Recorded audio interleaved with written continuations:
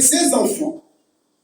La brebis mangeait la même nourriture que lui et elle buvaient le même lait. La brebis dormait à côté de lui. La brebis était comme sa fille. Verset 4. Un jour, un visiteur arrive chez l'homme riche. Celui-ci ne veut pas prendre un mouton ni un bœuf de son troupeau pour préparer le repas. Alors il prend la petite brebis du pauvre et la fait cuire pour son visiteur. Verset 5. David se met dans une violente colère contre ce riche et il dit au prophète Nathan, aussi vrai que le Seigneur est vivant, l'homme qui a fait cela mérite la mort. Verset 6, il agit sans aucune pitié. Il doit remplacer la brebis volée par 4 autres brebis. Verset 7, Nathan dit à David, l'homme qui a fait cela, c'est toi, David. Et voici ce que le Seigneur, Dieu d'Israël, te dit. Je t'ai consacré comme roi d'Israël. Je t'ai délivré de la main de Saoul. Je t'ai donné autorité sur la famille de ton maître, Saoul. J'ai mis dans tes bras les femmes de ton maître.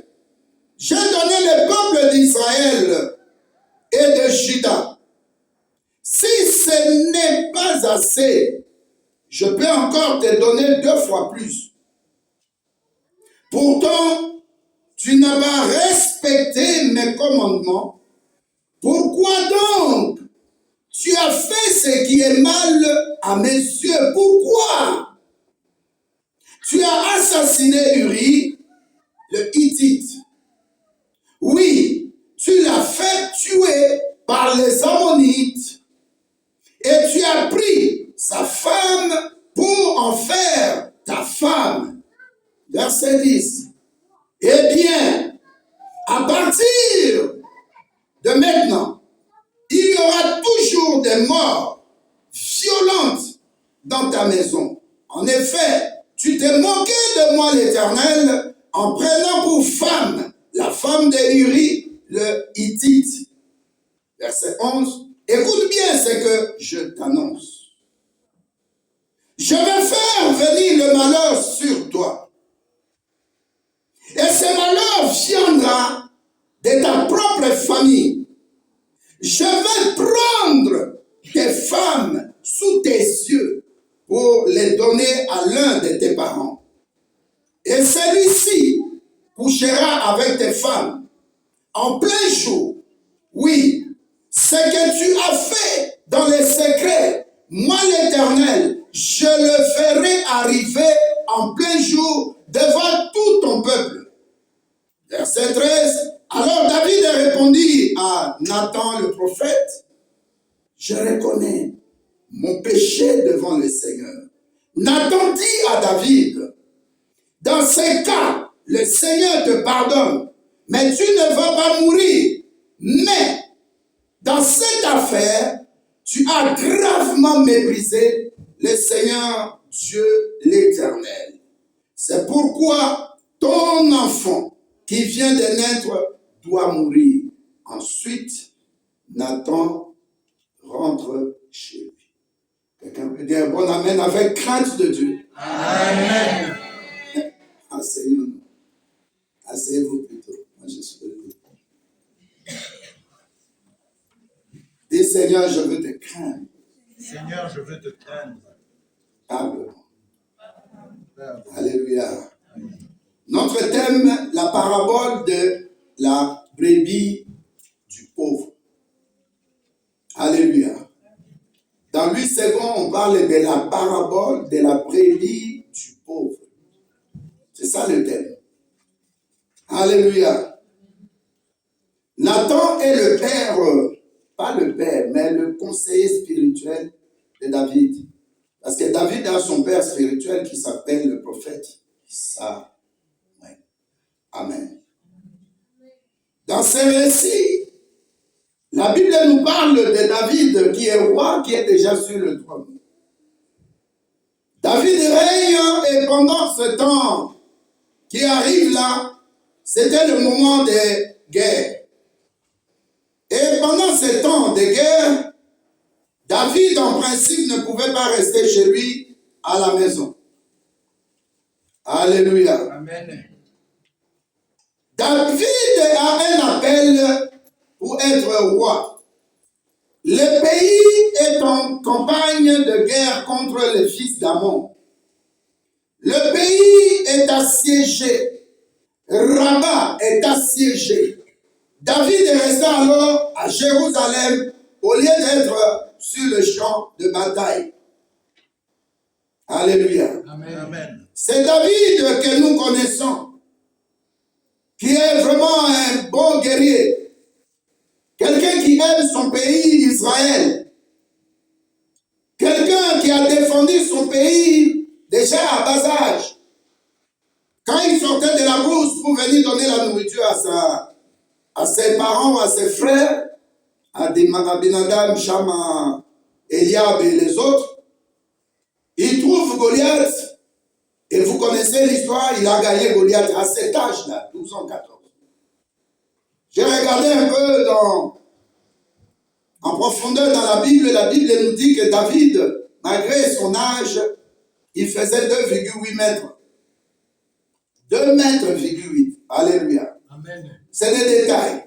Mais la Bible nous apprend que David est sur le trône.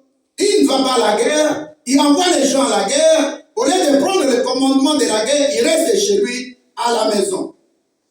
Alors pendant qu'il circulait sur le toit de la maison, il voit la femme, et puis l'envie, et puis il est séduit d'abord, et puis la séduction entraîne la tentation, les mauvaises idées commencent à venir, et puis il passe à l'acte sexuel avec la femme de son chef d'état-major qui s'appelle Uri. Alléluia. Amen. Alors, comme Dieu ne dort pas, comme la justice de Dieu est éternelle, Dieu l'a pris au piège, il y a eu grossesse. Pendant qu'il y a eu grossesse, David commence à faire bouger un peu les angles pour que notre général Uri puisse rentrer chez lui. Alors il y a beaucoup de versets, bon, on ne peut pas entrer dans des détails, mais il y a des versets, on peut parler de ça. Quelqu'un peut prendre 2 Samuel 11. 2 Samuel 11, verset 7, verset 8, verset 10, verset 13, verset 15. Nous allons commencer par voir les 5 stratégies de roi David. Oui, ma fille. 2 Samuel 11.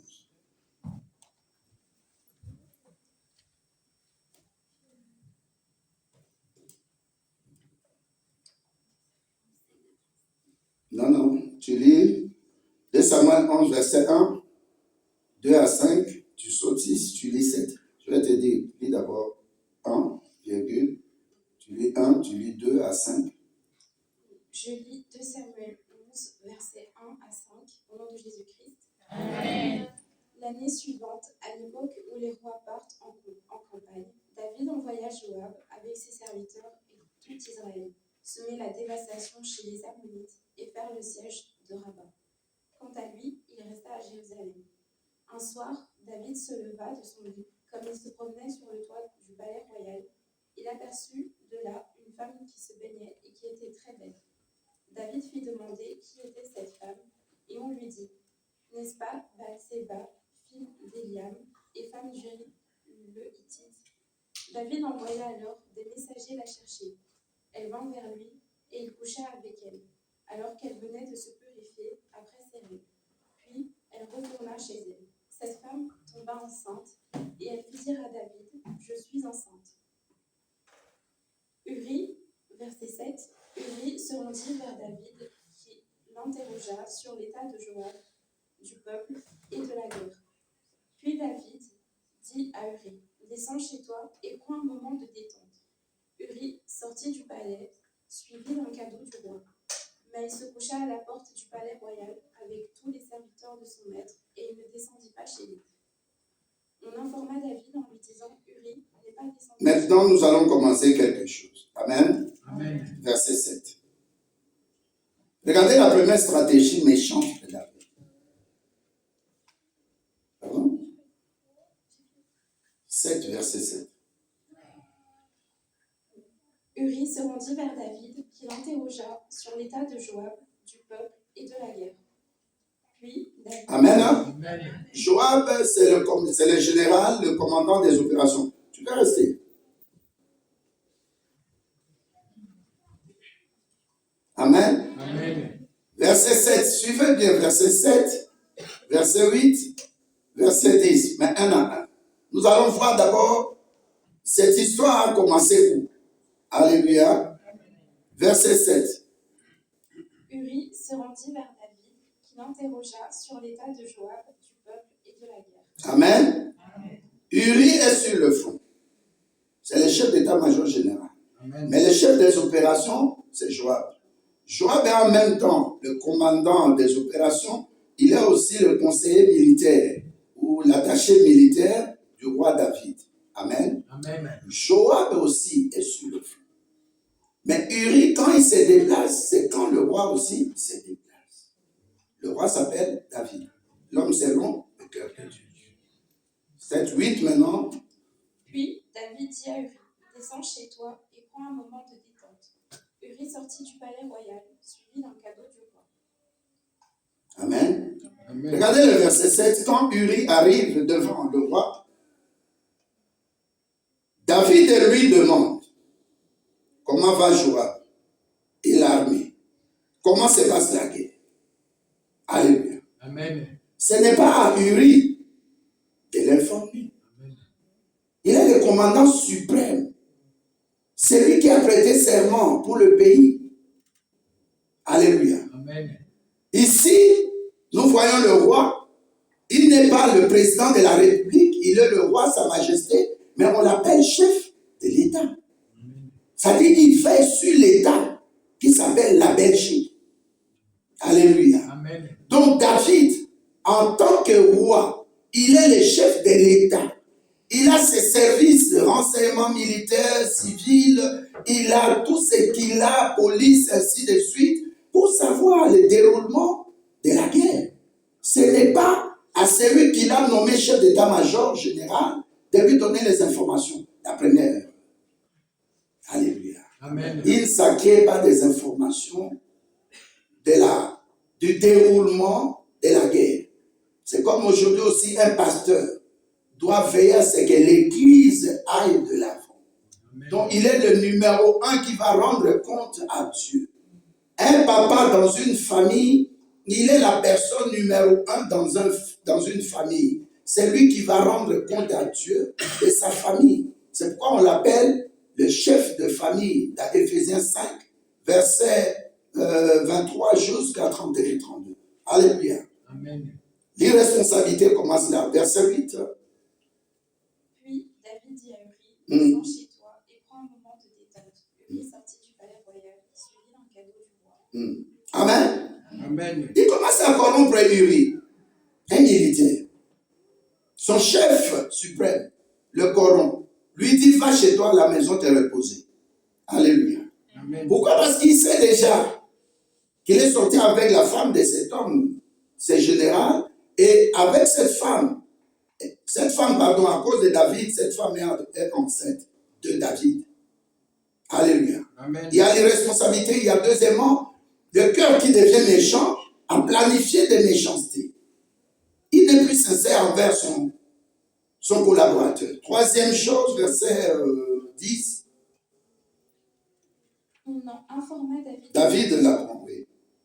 On informa David en lui disant, Uri n'est pas descendu chez lui. Ah oui. David dit à Uri, n'arrives-tu pas de voyage? Pourquoi n'es-tu pas descendu chez toi? Amen. Amen. Alléluia. Amen. Troisième stratégie méchante de David. Il pose la question. voyons, tu viens de faire un long voyage. Tu n'es pas rentré chez toi. Pourquoi donc? Alléluia. Amen. Mais toi, le roi, tu es dans le palais. Moi, je suis subordonné à toi. Moi, je suis ton collaborateur. Moi, je ne peux pas rentrer chez moi. Et de la pensée de Uri était sincère. Le général Uri était sincère. Mais son chef, alléluia, avait déjà quelque chose de mal dans sa tête et de méchanceté. On continue, verset 13. David l'invita à manger et à boire en sa présence, et il l'enivra. Le soir, Uri sortit pour s'étendre sur son lit avec les serviteurs de son maître, mais il ne descendit pas chez lui. Amen. Amen. En pleine guerre, comment est-ce possible on peut s'enivrer?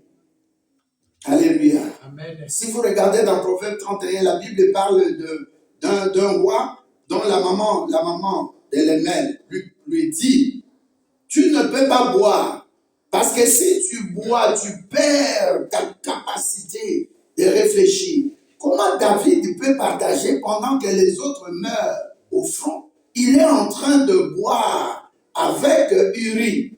Et tout ça dans sa tête, ce n'est pas la boisson.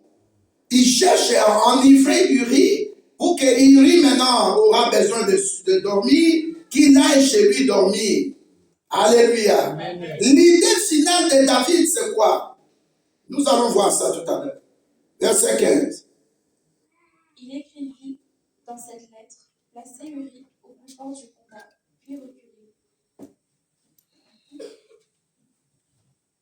puis reculer derrière lui afin qu'il soit frappé et meure. Amen. Merci.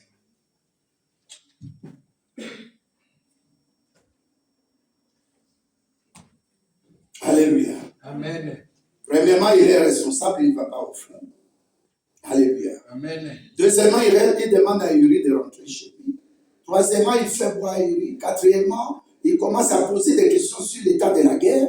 Et puis cinquièmement, il demande qu'on puisse mettre Uri au front. C'est-à-dire, s'il part à la guerre, mais qu'il soit à la première ligne. Alléluia. Amen. Amen. Tout ça à cause de ses sentiments.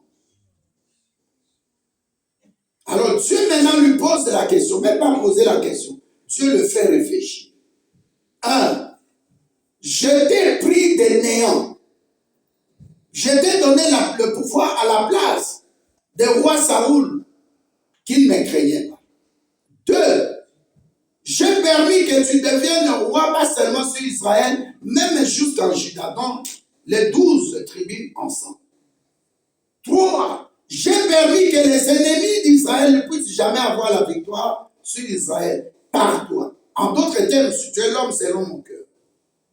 Et Dieu lui dit à la fin, je t'avais donné les femmes même de ton maître, Saoul, qui était roi, qui est mort. Je t'ai donné même d'autres femmes. Et si tu me demandais, j'allais multiplier encore frapper. Est-ce que tu es là? Amen. Nous disons ici que ce message concerne plus les familles, nos familles. David est père de famille. Il a ses femmes. Il a l'autorité sur tous les pays. Il est le roi. Il est le commandant suprême qui conduit la guerre. Alléluia. David ne pouvait pas rester à la maison en train de se réjouir avec Uri. Il le fait seulement à cause des sentiments sexuels qu'il a eus avec la femme d'Uri. Et regardez la finalité. Il demande qu'on place Uri au front à cause d'une femme qu'il a engrossée qui n'est pas sa femme. Et on tue Uri. Alors nous tirons maintenant la conclusion dans David. Il y a deux choses qui ont mis Dieu en colère. C'est les crimes et l'adultère. Dis crimes et adultère. Tel que nous sommes là, nous voyons aussi dans nos familles, dans nos aïeux, dans nos parents, dans nos membres de famille, maman ou papa. Quelqu'un est passé d'une manière directe ou indirecte à travers ces deux choses. Des crimes. Alléluia. Amen. Il y a un roi oui, Bakongo. Le roi est mort. Mais la coutume, la tradition exige que quand le roi est mort, on doit enterrer quelqu'un avec le roi. Et on doit enterrer une fille vierge. 10 ans, 11 ans, 12 ans, 13 ans ou 14 ans. Mais le plus important, que la fille soit vierge. Et comme on enterre ce genre de personnalités la nuit, c'est ça, non? La nuit. D'autres personnes ne seront pas là. Il n'y a que les initiés qui seront là. Et quand on enterre ce roi-là, en pleine nuit, dans l'intimité des sorciers de la famille, des notables de la chefferie, des chefs coutumiers, il faut qu'on amène une fille qui n'est pas morte, qui avait aussi des envies de se marier un jour, de mettre des enfants au monde. Selon leur loi, on prend l'enfant, on met le corps du chef coutumier à terre, dans le tombeau, sans cercueil, et puis on prend l'enfant, on met sur lui, on lit l'enfant, on met la fille sur le chef coutumier ou à côté, et puis on jette la terre. Alléluia. Amen. Ça s'appelle crime. Je vous ai donné plusieurs fois cet exemple-là. Et le chef coutumier a eu un enfant. Cet enfant-là est devenu une grande personnalité du côté juridique dans notre pays. Et il a eu des enfants.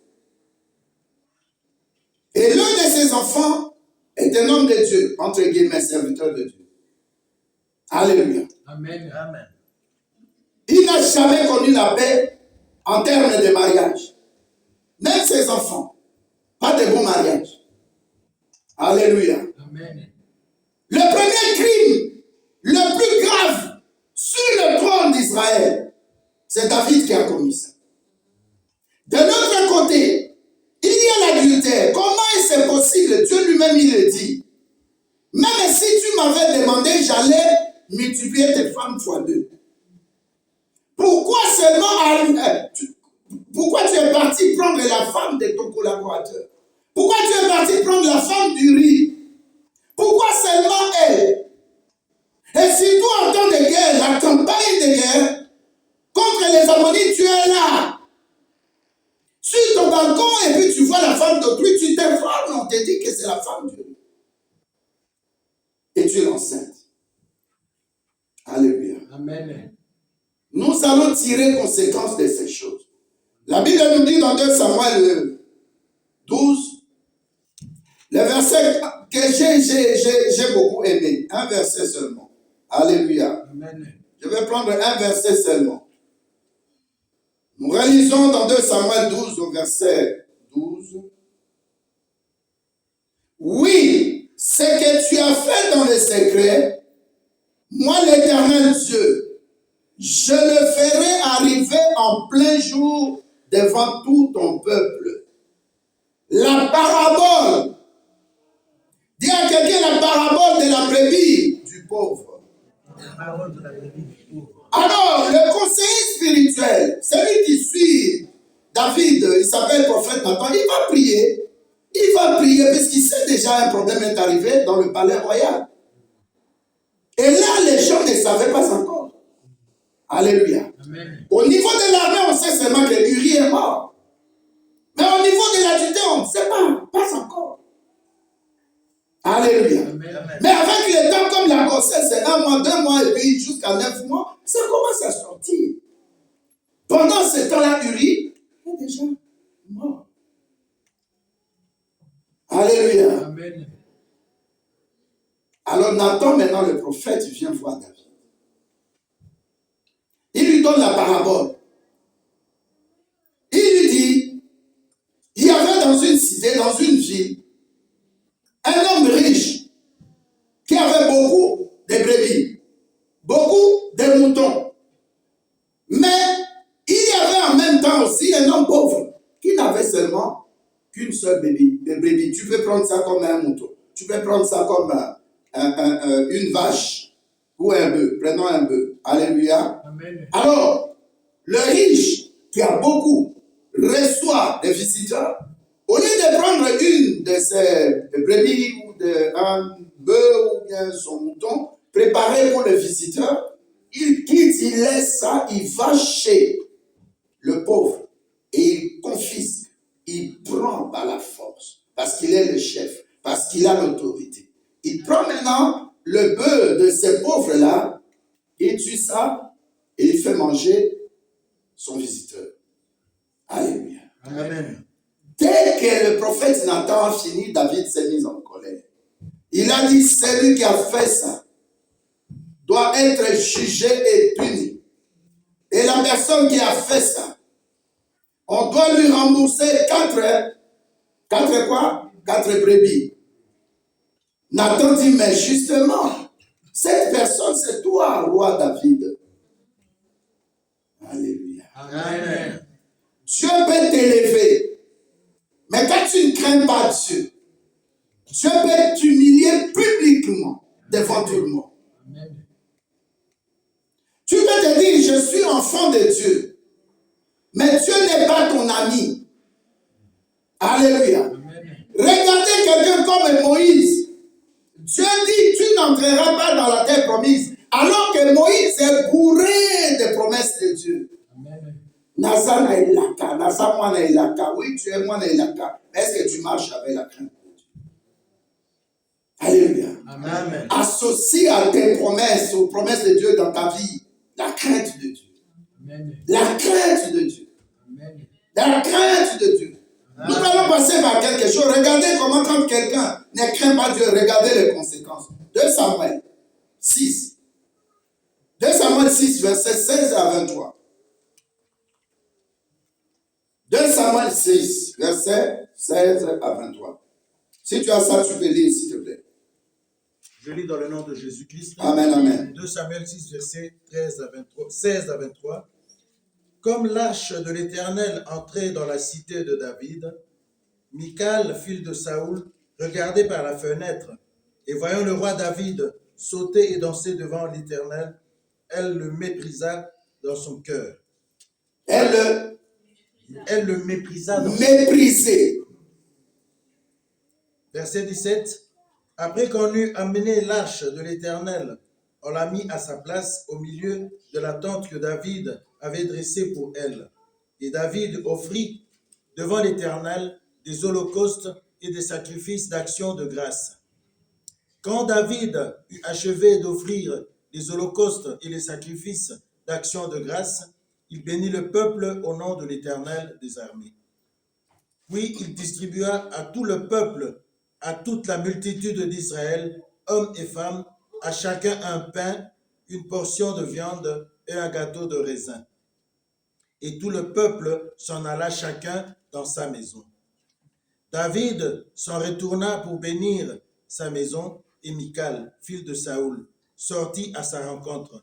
Elle dit, « Quel honneur aujourd'hui pour le roi d'Israël de s'être découvert aux yeux des servantes de ses serviteurs, comme se découvrirait un homme de rien. » David répondit à Michal, « C'est devant l'Éternel qui m'a choisi de préférence à ton père et à toute la maison pour m'établir chef sur le peuple de l'Éternel, sur Israël. C'est devant l'Éternel que j'ai dansé.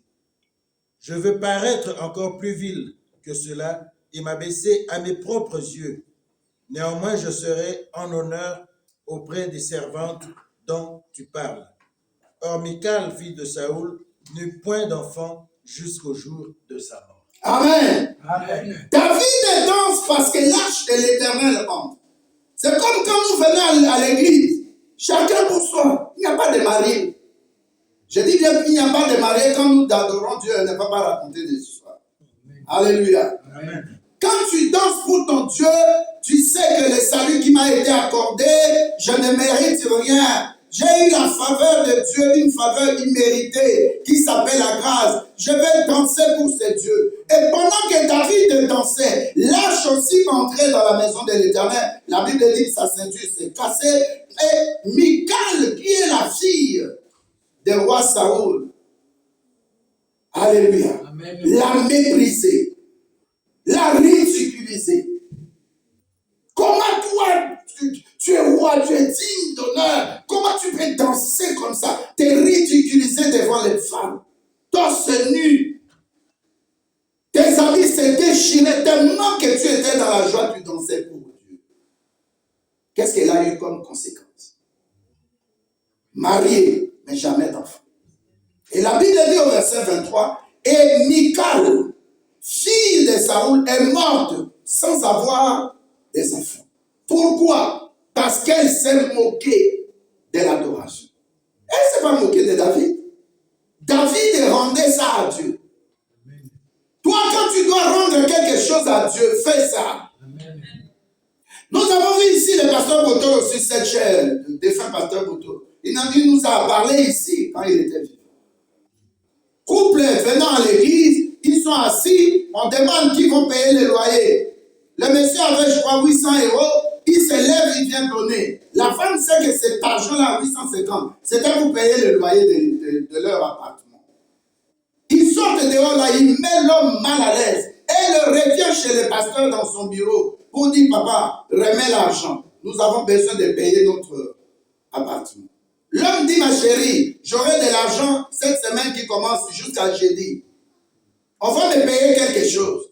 La femme se fâche. Mais elle a fait 2 semaines seulement cancer. Ici, vous étiez là tous. Amen. On ne se moque pas de Dieu. Amen. Galates 6 dit, c'est que l'homme aura sémé, il le moissonnera. Alors David, maintenant, le roi a amené un problème, et dans le pays et dans sa famille. Alors, le prophète Nathan lui dit, Dieu amène maintenant 4 jugements dans ta vie.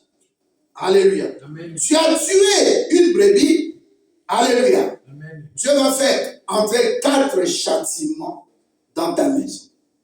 Alléluia. Amen. Alléluia. Amen. La conséquence ou les conséquences qui tombent sur nos familles, si aujourd'hui nous ne nous lèvons pas pour couper ces liens-là, ça va descendre sur nos enfants. Amen. Le chef coutumier, quand il est mort, alléluia, amen, notre bien-aimé, je ne cite pas le nom, c'est le serviteur de Dieu. Mais il paye les prix aujourd'hui. Moi, je suis ça comment? Par des prières. C'est un pasteur ici en Europe. Il a une église aussi à Kinshasa. Je l'ai appelé, je dis, je viens vendredi la nuit, nous allons prier, j'ai quelque chose à te dire. Et je pars là-bas vers, je crois, 20h. Alléluia. Amen. C'est très loin, j'ai pris ma voiture, c'est pas en Belgique. Je lui ai dit, nous avons prié, je lui ai dit, Dieu m'a montré, tu as un grand-père qui est mort, il était chef coutumier, voilà ce qui s'est passé. Je ne vais pas entrer dans d'autres détails. Parce que son papa n'a jamais eu un enfant. Donc tous ces enfants-là, c'est des arrangements. Des choses terribles et bizarres. Je crois que je vous ai expliqué son papa, comment il a eu des enfants. Alléluia. Amen. Bon, je vais vous dire, son papa ne mettait pas au moins, il engage quelqu'un qui sort avec sa femme pour avoir des enfants. Et c'est ainsi, quand l'enfant naît, on sait que c'est l'enfant du papa, une femme mariée légalement. Regardez la malédiction qui est tombée sur ce papa. Alors les enfants maintenant, ils devaient couper les liens. Toujours dans les petits-enfants, toujours des divorces, des problèmes, c'est à cause d'un homme qui a décidé qu'en mourant, il doit respecter les préambules ou les décisions de coutume. Et aujourd'hui, les enfants en souffrent. Et ces enfants-là ont eu aussi leurs enfants. Moi, je suis en train de suivre ces enfants-là, mais c'est horrible. Sa fille a eu, sa fille de cet homme de Dieu-là, 5 enfants, 4 enfants. Alléluia. Amen. Sa première, c'est une fille. Elle a 5 enfants, sans mariage. Différents papas. C'est que je vais te donner ici, prends ça au sérieux, la crainte de Dieu. Ça ouvre des portes. Amen. La Bible dit la crainte de Dieu est le commencement de la sagesse. Si tu veux trouver quelqu'un qui est sage, cherche celui qui craint Dieu. Craindre Dieu dans le moindre détail. Regardez comme notre premier président. Kassabou qui voyage avec l'argent de l'État. Mais il revient devant le Parlement, il dit, peuple congolais, je suis venu remettre l'argent que j'ai dépensé, ce qui m'est resté. Est-ce qu'on va trouver encore des gens comme ça?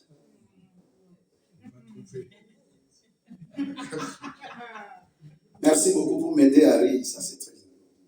Alléluia. Amen. Vous allez bien, vous avez bien fait. Alléluia. Amen. David, tu étais dans la brousse. Dieu t'a protégé devant les ours, devant les lions. Dieu a épargné ta vie. Tu ne te rappelles même pas de ça. Plein dans l'église sont comme ça. Beaucoup dans l'église, ils ne vont pas se souvenir des bienfaits de l'éternel Dieu. Tout le temps, Dieu donne, Dieu donne. Et ce que Dieu donne là, un petit pas de Dieu, c'est des grands miracles dans nos vies. Un petit pas. Amen. Alléluia. Amen. Et Dieu maintenant vient devant David, lui dit, mais est-ce que tu te rappelles, dans la brousse, je devais te laisser tuer par les ours ou par les lions. Tu étais petit, rejeté, abandonné. J'ai pris soin de toi. Tu viens devant Goliath, tu oses dire, tu oses défier Goliath que je vais te tuer. Et moi, je te donne la puissance du Dieu vivant, tu as tué